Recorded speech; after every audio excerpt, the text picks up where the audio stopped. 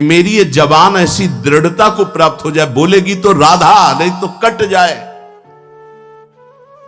रसनाद्या तव गुण, केवल आपकी बात बोले, नहीं तो ये नष्ट हो जाए। मुझे ऐसी जिह्वा नहीं चाहिए जो आपसे भिलक बात करे।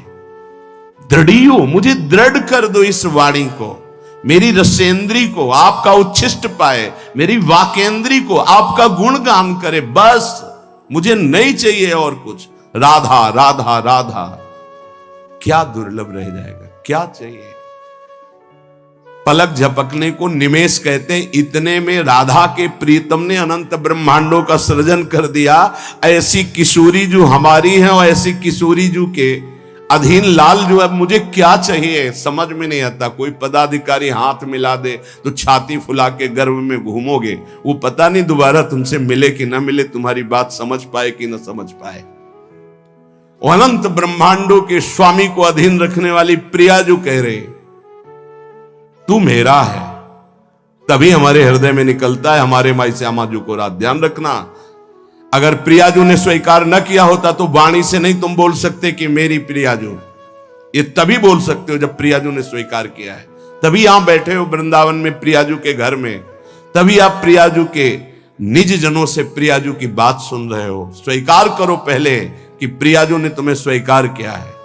हे स्वामिनी जू, मुझे ऐसी दृढ़ता दे दो, निर्माणा भवतु रसनाद्या तव गुणई, मेरी जबान अनन्य हो जाए, केवल राधा यश गान करे, राधा बोले। सदा स्थातुम कांखे विपिन वर कुंजे तव नवयो, प्रियाजू मेरे शरीर को ऐसा कर दो कि वृंदावन छोड़ के न जाए। ऐसा रोग दे दो, ऐसी परिस्थिति दे दो, ऐसी घटना कर दो कि वृंदावन से कभी बाहर जाने लायक ही न रहे। बड़ी कृपा। घबरा जाएगा हृदय, रोग दे दो। नहीं नहीं, हमें कहीं भी रखो, रोग मत देना। भव रोग तो लगा ही आए, उसको तो तुम जान ही नहीं पा रहे, जो तुम्हें बार बार जन्म मरण, कैसा कैसा कष्ट है। जीव मानव योनि में आया, गर्भ में आया, 9 महीना रहा, मर गया, फिर दूसरे गर्भ में गया। क्या दुर्गति है जीव की, समझ पा रहे। मानव योनि में हुआ, ऐसी जगह जन्मा, उठा के फेंक दिया, उठा के फेंक दिया जैसे कोई डस्टबिन में कूड़ा फेंकता है। क्या दुर्गति है जीव की, समझ नहीं पा रहे। आज तुम विवेकवान हो, बुद्धिमान हो, स्वस्थ हो, प्राप्त कर लो प्रभु को, नहीं कल पछताना पड़ेगा। कुछ काम नहीं करेगा तुम्हारी बुद्धि। जो बहुत बुद्धिमान है ना, यही देख लेना, यही तुम्हारी दृष्टि नहीं है इसलिए तुम्हें दिखाई नहीं दे रहा, दूर से दिखाई दे रहा है। कल जैसे बोले थे आज फिर बोल रहे हैं, यदि प्रभु के चरणों का आश्रय नहीं लोगे, नाम जप नहीं करोगे, शास्त्र मर्यादा का उल्लंघन करोगे, कोई भी हो, कितनी भी ऊंचाई, कितने भी बड़े पद में, कहीं भी तुम्हारा जितना भी वैभव है, तुम्हें संतोष नहीं प्रदान कर सकता। तुम्हारी चेतना तुम्हें जलाएगी, देख लेना। चिंता, शोक, भय, डिप्रेशन, दुख, इससे मुक्त नहीं हो सकते। कागज में लिख लो चाहे दिमाग में लिख लो। आज पुण्य काम कर रहे हैं तो खूब जय जय, और कल हमें बताना जब पुण्य का नंबर बदलेगा, तब तुम्हें उत्तर मिलेगा कि जीवन का तुमने क्या वस्तु खोया। जहां से बनना था वहीं नास्तिकता ले आए, अब क्या तुम्हारे अंदर रह गया है। बहुत शायद सत्संग में याद हो, एक बार सुनाया था, ये बहुत प्रिय संत के द्वारा बताई हुई बात थी कि एक बहुत बड़े डॉक्टर थे जो विदेश से, अमेरिका आदि से डॉक्टरी से, बिल्कुल नास्तिक स्वभाव। जब कभी किसी संत की बात आती तो सीधे निंदा और गालियों से बात करते थे। अरब खरब रुपए साहब, और इतने बड़े सर्जन के डॉक्टर उनका सम्मान करते थे।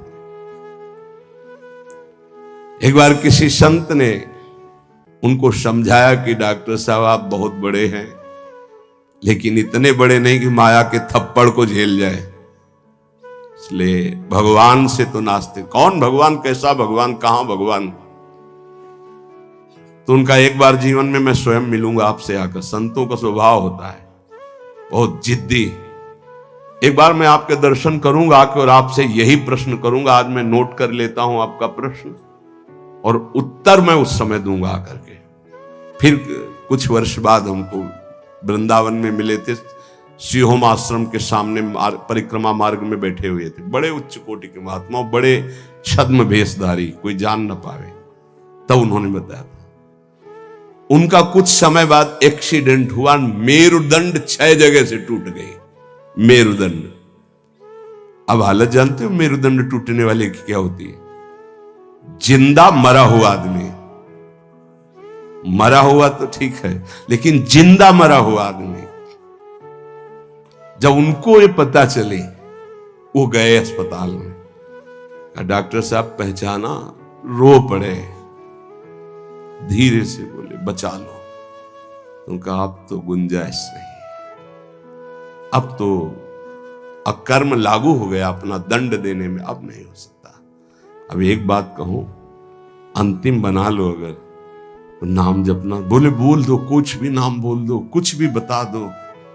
अब मैं मान गया कि कोई ईश्वर है जिसके आगे किसी की नहीं, अब मैं किसी काम का नहीं रह गया। मेरी सब पढ़ाई लिखाई डॉक्टरी व्यर्थ हो गई, मेरा जीवन अब मृत्यु शैया पे पड़ा है। बोले अब बोलो राम, अब बोलो।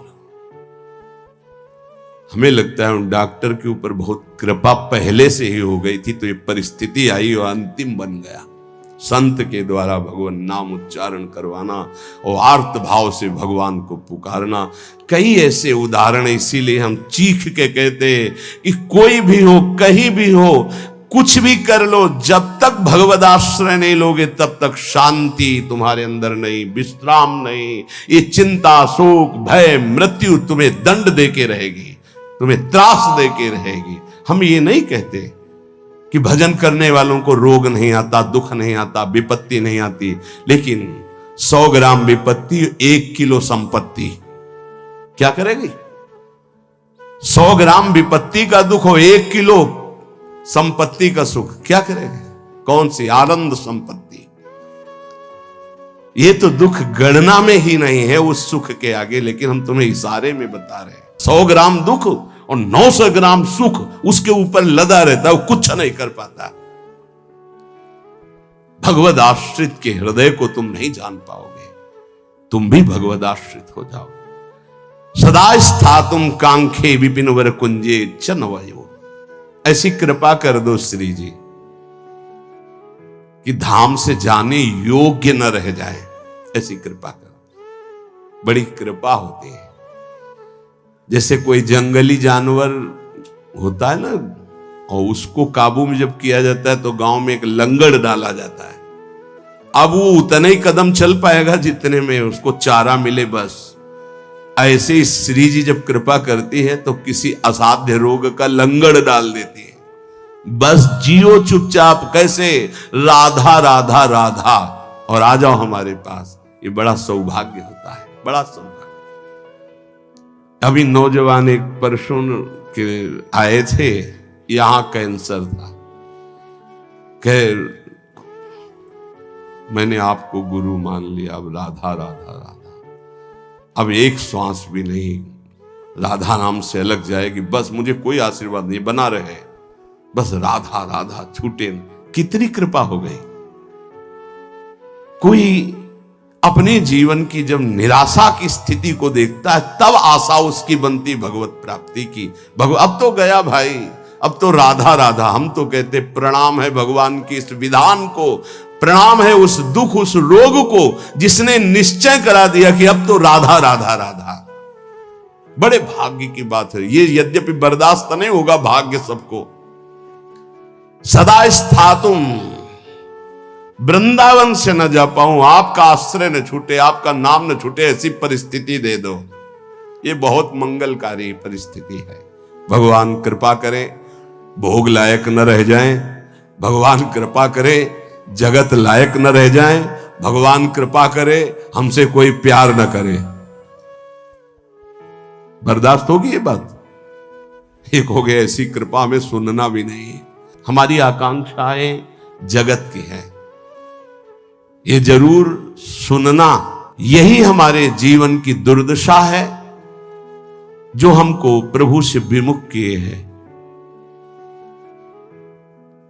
एक बार हम एक संत भगवान के मुख से सुना कि असाध्य रोग भगवान की विशुद्ध कृपा से प्राप्त होता है।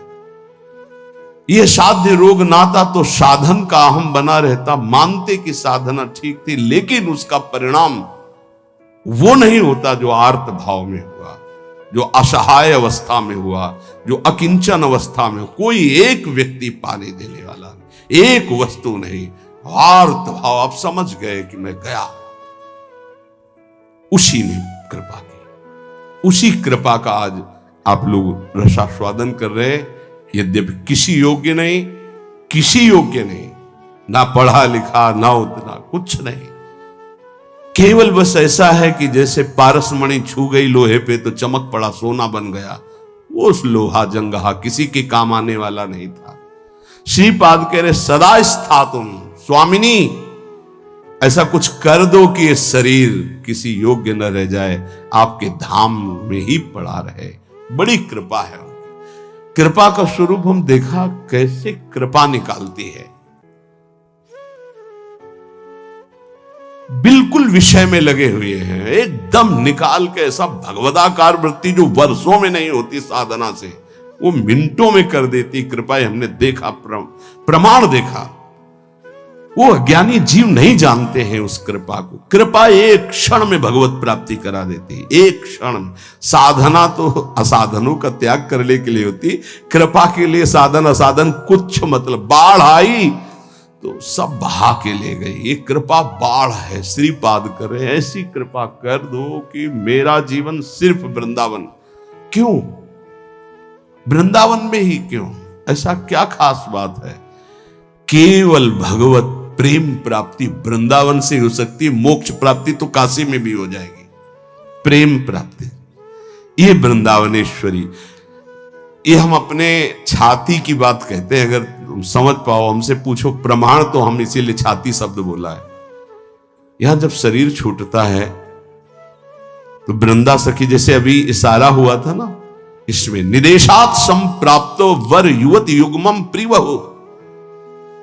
दो सखियों को आदेश किया, सब सखियों को बुला और पुष्पांजलि अर्पित करो। इशारा हुआ वृंदा सखी का, लताओं को इशारा हुआ, झंकृत।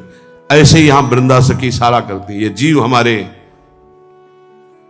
तत्काल सहचर्या आती है। और जिसने जीवन भर राधा राधा पुकारा है, यहां शरीर छूटता है तो स्वयं श्री जी आती है।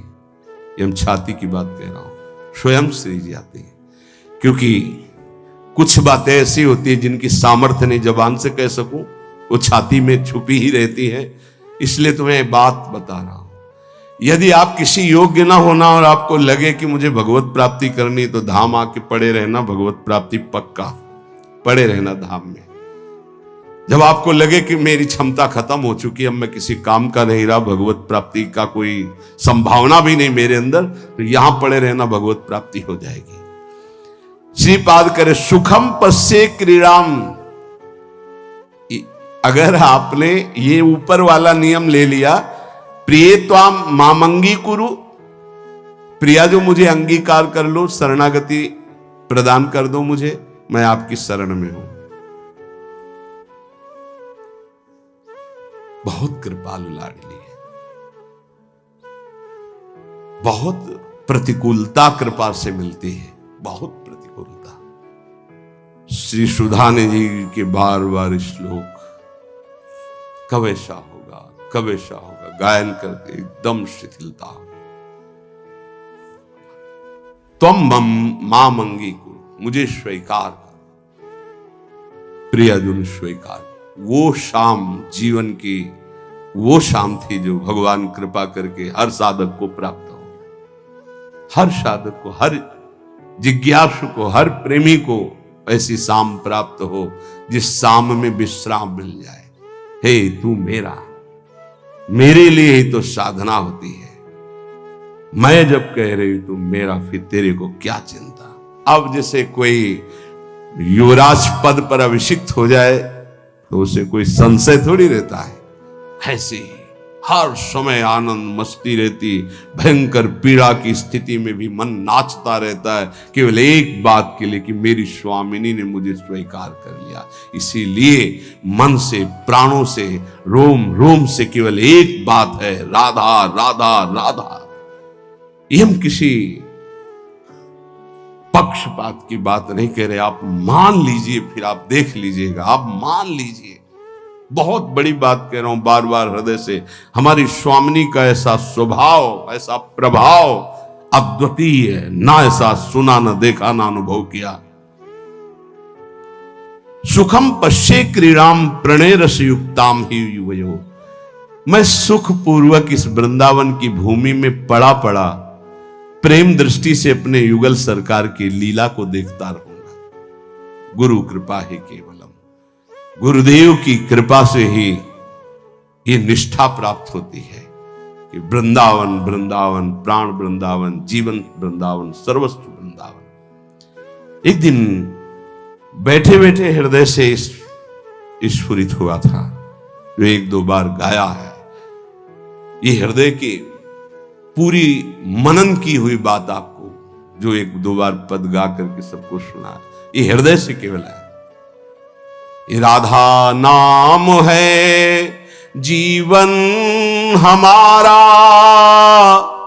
राधा नाम प्राण आधार है, राधा नाम है कर्ता विधाता, ये राधा नाम पालनहार है। राधा नाम सबका पूज्य है, राधा नाम का पूजन करे, राधा नाम के ही ध्यान से हम शुद्ध अपना मन करें।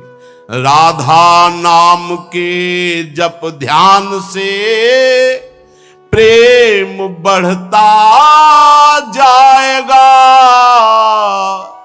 राधा नाम ही हमें प्रेम में निकुंज तक पहुंचाएगा।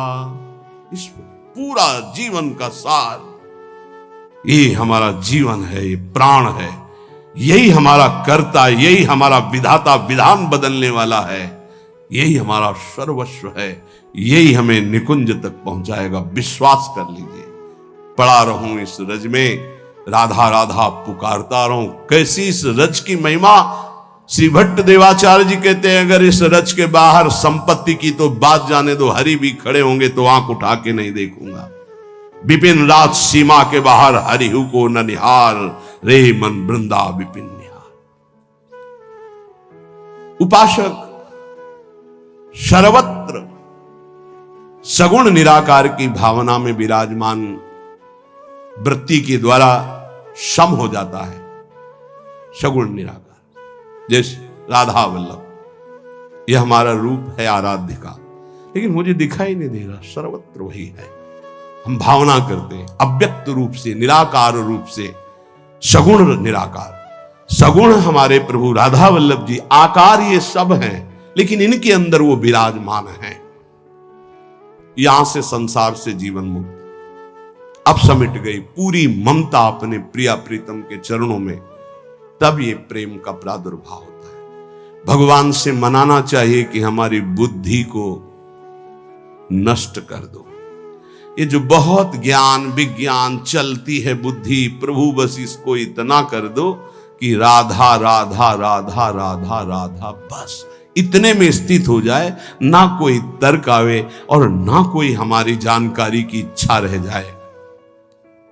उपासक के अंदर प्रश्न की धरा ही नहीं होनी चाहिए।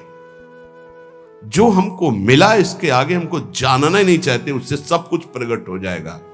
सच्ची मानिए, जीवन में कभी किसी से प्रश्न नहीं हुआ, कभी किसी से, गुरुदेव के सिवा, वो भी उपासना संबंध से। वैसे गुरु कृपा से सब प्रश्नों का समाधान होता है, वो मिलान के लिए। वेदांत कहता सर्वम खलमिदम ब्रह्म, तो प्रेम उपासना क्या कहती है? तो बोले सर्वान वस्तुतया निरीक्ष परम स्वाराध्य बुद्धिर्मम। तो ठीक है, हम इतनी जगह दर्शन करने जाते हैं, सब जगह प्रभु के अलग अलग नाम हैं, रूप वही वंशीधारी हैं, फिर मना क्यों किया जाता है? नहीं, कोई मना नहीं है। तो फिर हम वहां भावना क्या करें? हमारे राधा वल्लभ लाल जब इस कुंज में गए तो ये नाम पड़ गया, इस कुंज में गए।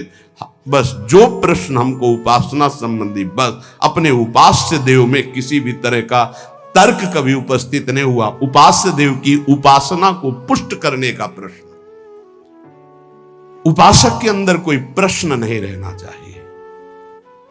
जो मंत्र और नाम मिला है समस्त समाधानों का समाधान है। अनन्य ममता विष्णुर प्रेम संगीता।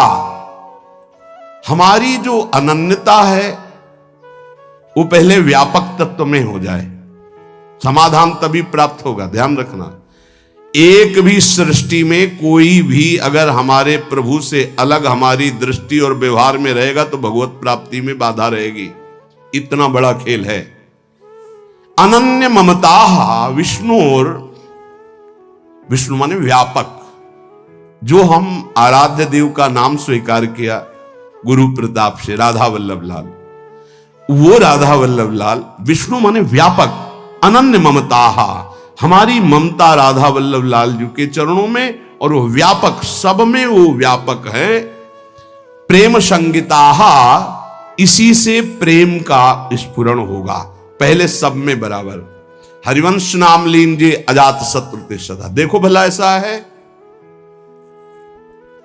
ऐसा नहीं। इसीलिए नाम जपने पर भी नाम का रंग नहीं आ पा रहा, क्योंकि इससे नामापराध बन जाता है। किसी भी देवता की निंदा करना, भगवान शिव हरि में भेद रखना, संत वैष्णव गुरुदेव की निंदा करना, वेद के शास्त्रों के गुरु उपदेश के प्रतिकूल चलना, ना सुनने वाले को भी, ना चाहने वाले को भी, अश्रद्धालु को भी उपदेश करना, कई ऐसे नाम अपराध है। नाम को अर्थवाद मानना कि अरे ये तो केवल रोचकता बढ़ाने के लिए कहते हैं, ऐसा नाम का फल नहीं है। इन सब बातों से नाम जपने पर अरुचि हो जाती है, और नाम जपने पर भी नाम का फल प्रकाशित नहीं होता। अगर हम इसी जन्म में बहुत जल्दी लाभ प्राप्त करना चाहते हैं तो किसी से भी न राग न द्वेष। अनन्य ममता विष्णुर, जो व्यापक तत्व है। दो प्रकार की उपासना करनी ही होती है हर उपासक को। एक होती है सीमा के अंतर्गत और एक होती असीम। ये दोनों उपासना की पद्धतियां स्वीकार करनी पड़ेगी। सीमा के अंतर्गत सिर्फ राधा वल्लभ लाल, असीम सर्वत्र राधा वल्लभ लाल। यो वृंदावन सीमनी कश्चन घनाश्चर्य किशोरी मणेश, ये सीमा के अंतर्गत। असीम सर्वान वस्तुतया निरीक्ष। दोनों पद्धतियां स्वीकार करनी ही पड़ती है। पहली पद्धति में समता और दूसरी पद्धति में ममता। समता करके विस्मृत, ममता करके आसक्त। ये प्रेम संग, प्रेम का प्रादुर्भाव। समझ पा रहे? अगर एक भी वस्तु व्यक्ति स्थान से कहीं भी नफरत है, द्वेष है, शत्रुता है, तो जब तक उसको नहीं मिटाओगे भगवत प्राप्त नहीं हो पाओगे। कहीं भी द्वेष नहीं था। केवल रंगनाथ जी के मंदिर के जो सेठ जी थे उनसे जरा सा द्वेष पूर्व का था लाला बाबू को, तो श्री कृष्णदास जी ने उनको विरक्त वेश नहीं दिया। और जिस दिन वो उनके सामने भिक्षावृत्ति के लिए खड़े हो गए और द्वेष खत्म हुआ, हृदय से लगाए और गए, तो रास्ते में मिल गए कि लाला बाबू आज तुम्हें हम विरक्त वेश देंगे। अर्थात हमारे गुरुदेव, हमारे इष्ट तभी प्रसन्न होते पूरी सृष्टि में किसी एक से भी वैर न रह जाए। अनन्य ममता विष्णुर ममता प्रेम संगीता भक्ति रित्युच्यते भीष्म प्रह्लादोद्धव नारदैः। श्री भक्ति के आचार्य देवर्षि नारद जी, भगवान श्री कृष्ण के परम मित्र, गोपियों के परम भक्त उद्धव जी, प्रह्लाद जी भक्तों में सर्वश्रेष्ठ, महामहिम श्री भीष्म जी, इन बड़े बड़े महापुरुषों का मत है कि इसी भक्ति से प्रेम का प्रादुर्भाव होता है। क्या? सब में विष्णुर व्यापक प्रभु हमारे, व्यवहार आपका ऐसा सम, और ममता अनन्य भाव से जो गुरुदेव प्रदत्त आराध्य देव का रूप है उसके सिवा नहीं, उसके सिवा नहीं। पूर्ण अनन्यता, पूर्ण समता, अभी आनंद आ जाए। ये जब उतरे हो अखाड़े पे तो चोट की क्या परवाह, दांव मारो विजयी भव, क्योंकि श्री जी हमारे संग है। नागरी दासी जन्म जितायो, बलिहारी बलिहारी। शालोक के सारिष्ट सामीप्य सारूप्यकत्व मप्युतो दीयमानम न गृहणंति बिना मत सेवनम जनाहा। पहला भक्ति का स्वरूप और दूसरा निष्कामता का स्वरूप। उस उपासक में जो अनन्य ममता अपने आराध्य देव में करता है, उसको इस लोक के भोग परलोक के भोगों की तो बात जाने दो, मुक्तियों की भी इच्छा नहीं रहती। तो चलो हमारी स्थिति ऐसी नहीं, लेकिन हमें अपनी इच्छा को शासन में तो लेना पड़ेगा। अगर इच्छाएं बढ़ती गई तो तुच्छ इच्छाएं हैं, ये कहां हमें मुक्त होने देंगी, कहां हमें भक्त होने देंगी। जबकि शालोक्य भगवान के समान लोक का वैभव प्राप्त हो जाना। जैसे सुदामा पुरी बन गई तो सुदामा जी ने उस पुरी का भोग नहीं किया, पत्नी से कहा तुम ही ने भेजा था, तुम ही इसका भोग करो, हम तो भिक्षावृत्ति से वैसे ही जिएंगे जैसे अपने प्यारे श्री कृष्ण के लिए जीते थे। शालोक्य नहीं स्वीकार किया। शारिष्ट भगवान के समान ऐश्वर्य विभूतियां बल विक्रम सब जागृत हो जाना। सामीप्य भगवान के समीप भगवत स्वरूप धारण करके विराजमान रहना। सायुज्य भगवान में समा जाना। जैसे तरंग जल में लीन हो गई, कोई भी मोक्ष नहीं चाहता। भक्त तो चरण दासता के सिवा कोई सुख नहीं चाहता। ना भगवान के समान रूप धारण करके, भगवान के समान ऐश्वर्य धारण करके, भगवान के समान लोक, भगवान के समान वैभव, भगवान में लीन, ये कुछ नहीं चाहता। सालोक्य सारिष्ट सामीप्य सारूप्यकत्व मप्युत दीयमानम। अधिकार हो गया, वो जो चाहे मोक्ष प्राप्त कर ले। न ग्रहणंति, नहीं चाहिए। क्या चाहिए? सेवनम जनाहा, केवल सेवा आपकी बस। ना मुझे और नहीं चाहिए, ये पांचों मोक्ष नहीं चाहिए। कैवल्य परम पद स्वरूप बोध महापुरुष को मिलता है। भक्तिवान कैवल्य परम पद का अधिकारी स्वयं हो जाता है, क्योंकि स्वरूप बोध भगवान के दर्शन और स्वरूप बोध एक ही साथ होता है। मम दर्शन फल परम अनुपा, जीव पाव निज सहज स्वरूपा। और यहां तो भावदेह की प्राप्ति आचार्य कृपा से पहले ही हो जाती है। अलग अलग उपासना का खेल है। जैसे भाव से आप भजन कर रहे हो, आपको स्वरूप ज्ञान भी नहीं है, खूब नाम जप कर रहे हो, विकल हो प्रभु के लिए, कोई मैं कौन हूं क्या हूं कोई मतलब नहीं, तो भगवान दर्शन देंगे, जे ही दर्शन देंगे स्वरूप बोध हो जाएगा। प्रेम उपासना में जे ही प्रियाजु से आसक्ति बढ़ती है तो आचार्य चरण भावदेह प्रदान कर देते हैं, वहां स्वरूप पहले ही बोध हो गया। वो केवल परम पद का अधिकार प्राप्त करके उसका त्यागी प्रेम मार्ग में आगे बढ़ जाता है। सच्चिदानंद प्रभु के भजन में कैसे भी लग जाओ, मंगल ही मंगल है। इसके लिए तुम्हें थोड़े दिन यत्न करना जरूरी है, प्रयास करना जरूरी है। प्रारंभ में कहने लगते हैं मेरे से भजन नहीं होता, तो भजन तो सिद्धों से होता है, तुम्हें कैसे होने लगेगा? तुम्हें करना पड़ेगा। लोभ जगाओ सत्य वस्तु की प्राप्ति के लिए, सब कुछ मिल जाएगा। जैसे लोग अज्ञानी लोग कहते हैं तुम कहते हो तो नाम जपने से हमें भोजन मिल जाएगा क्या? तुम चिंता मत करो। तुम्हें अगर विश्वास हो तो जो हम तुम्हें नाम दे रहे हैं राधा राधा, ये अखिल पति भगवान को अधीन कर लेता है। यार भोजन में गिर गए तुम कि भोजन पता नहीं मिलेगा कि नहीं मिलेगा। और हमने ये कभी नहीं कहा कि आप ऐसे हाथ पे हाथ धर करके राधा राधा बोलो। हमने कहा अपने कर्तव्य का पालन करते हुए करो, कर्म करो, पुरुष कायर नहीं बनो, जबान से राधा राधा बोलो और अपने कर्तव्य का पालन करो, सब ठीक हो जाएगा। कर्तव्य कर्म से तुम्हें व्यवहार सामग्री मिलेगी और राधा नाम तुम्हें परमार्थ में बलशाली बना देगा।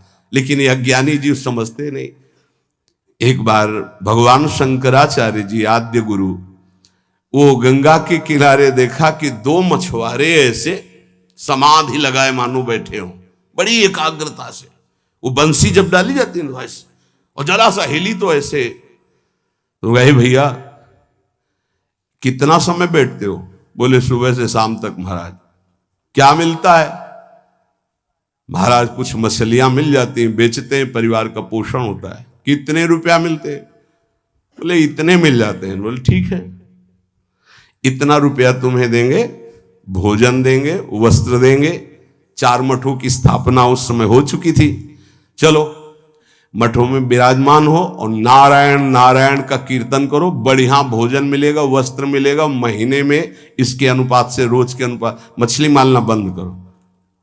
चले गए, बैठा करो नारायण नारायण। बैठ गए, उनके सामने तो शुरू किया नारायण नारायण, और जो ही हो गए सो ही भाग गए। फिर मछली मारने लगे। फिर भगवान शंकराचार्य जी गए और उनका तुम भाग क्यों आए? बोले अपना भोजन और अपना पैसा ये सब आप रखो, हमसे वो नहीं होगा। हमें जो सुख मिलता है मछली मारने में, उन नारायण नारायण। अब वो साधक तो है नहीं। बोले हमको नहीं चाहिए तुम्हारा भोजन और रुपया। समझो, आप खिलवाड़ मत समझे। हर सुख सुविधा प्राप्त होने पर भी मन को रोक पाना, ये बड़े बहादुर हैं, ये बड़े वीर हैं जो श्री जी के लिए अपने समस्त संबंधों को स्वाहा करके और आगे कदम बढ़ा रहे हैं। खिलवाड़ ना समझो। उनको कहा गया कि तुम्हें मछली मारने से जितना मिलता है प्रति महीने मिलेगा, कोई चिंता नहीं, खाओ पियो, नारायण नारायण बोल। नहीं कर पाए, क्योंकि मना स्थिति जब तक राजी नहीं तब तक कैसे हो सकता। मना स्थिति को प्रभु में राजी करने वाले, इसीलिए सतरत सतरत सा लोकांतारित। तो आप सबसे प्रार्थना है, भजन सिद्धों का होता है, साधकों का नहीं। साधकों को प्रारंभ में बिना रुचि के, बिना भाव के, बिना स्वाद के भजन करना पड़ता है, और भजन ही हमारे जीवन को परम सुख में पहुंचाएगा। आत्यंतिक दुख की निवृत्ति, जहां लेस मात्र भी दुख नहीं प्यारे, वहां पहुंचने की बात कही जा रही है। इसलिए आप बात मान जाओ, क्योंकि ये ऐसी कोई वस्तु नहीं कि हम खरीद के आपको खवा दें, ऐसी कोई बात नहीं जो हम आपको दिखा दें। बस वाणी से कह के असमर्थ होकर के बस कहते हैं कि आप मान लो बात। राधा राधा राधा राधा, जो आपको कर्तव्य मिला है उसे पूजा मानो और नाम जप करो, निहाल हो जाओगे, मस्त हो जाओगे। कोई भी तुम्हें परास्त नहीं कर पाएगा, हारते हुए भी जीत जाओगे, और अगर प्रभु से विमुख रहे तो जीतते हुए भी हार जाओगे। ये बात ध्यान रखना जीवन की। नाम है तो सब कुछ है, नाम छूटा तो कुछ नहीं। इतनी बात लिख लो। ये हम केवल कोरी भावुकता में नहीं कहते, किसी पक्षपात में नहीं कहते, शास्त्र प्रमाणित जीवन का सार आपको बात कहते हैं। राधा राधा राधा।